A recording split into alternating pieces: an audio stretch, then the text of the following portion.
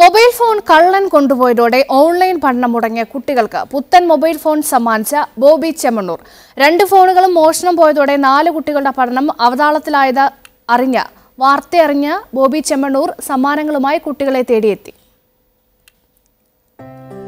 കഴിഞ്ഞയാഴ്ചയാണ് ചേലേമ്പ്ര കുറ്റിപ്പറമ്പ് നമ്പീരി ലത്തീഫിന്റെ വീട്ടിൽ വിചിത്രമായൊരു മോഷണം നടന്നത്.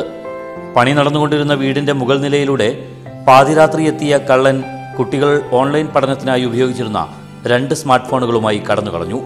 ഇതോടെ 4 കുട്ടികളുടെ പഠനം മുടങ്ങി. ഫോണ് തലക്കുമ്പുറത്ത് വെച്ചാണ്ട് അമ്മ കിടന്നുറങ്ങി.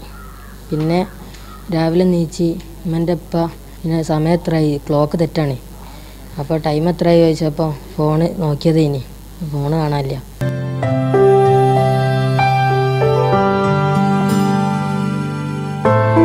വാർത്ത ശ്രദ്ധയിൽപ്പെട്ടതിനെ തുടർന്ന് Bobby Chemmanur international group chairman Bobby Chemmanur പുതിയ സ്മാർട്ട് ഫോണുകളുമായി കുട്ടികളെ തേടി വീട്ടിൽ നേരിട്ടെത്തി.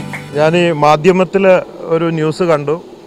അതായത് കള്ളൻ കുട്ടികളുടെ പഠിപ്പ് മുടക്കി മൊബൈൽ മോഷ്ടിച്ച് അതിൻ്റെ ഫലമായിട്ട് കുട്ടികൾ പഠിപ്പ് വഴിയാധാരമായി എന്നുള്ളൊരു ന്യൂസ് കണ്ടു. അപ്പോൾ ആദ്യം ഒരു ഫണ്ണി ആയിട്ടാണ് തോന്നിയത് എനിക്ക്. പക്ഷേ അതിൻ്റെ സീരിയസ്നെസ് നോക്കിയപ്പോൾ വിദ്യാഭ്യാസം മുടങ്ങുകയാണ്.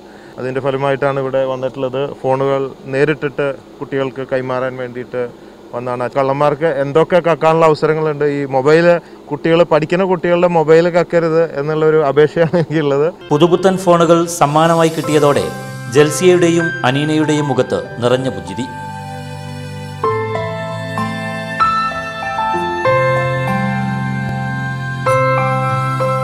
മൊബൈൽ ഫോണുകൾ മോഷണം പോയ സംഭവത്തിൽ തേഞ്ഞിപ്പലം പോലീസ് കേസെടുത്ത് അന്വേഷണം ആരംഭിച്ചിട്ടുണ്ട്. പോലീസ് അന്വേഷണം പുരോഗമിക്കുമ്പോൾ നഷ്ടപ്പെട്ട ഫോണുകൾ കൂടി തിരികെ കിട്ടുകയാണെങ്കിൽ 4 ഫോണാവും. അപ്പം എന്താവും? 4 ഫോൺ കിട്ടും. 4 ആൾക്ക് ഫോണാവും അല്ലേ? ഓക്കെ. അപ്പോൾ ആ അന്വേഷണം മുന്നോട്ട് പോകുന്നു. ഉടൻ തന്നെ കള്ളനെ കണ്ടെത്താനാവട്ടെ, ഫോൺ കിട്ടട്ടെ എന്ന് ആശിക്കുകയാണ്. അനൂപ് CP-ക്കൊപ്പം മുജീബ് റഹ്മാൻ, മീഡിയ 1, കോഴിക്കോട്.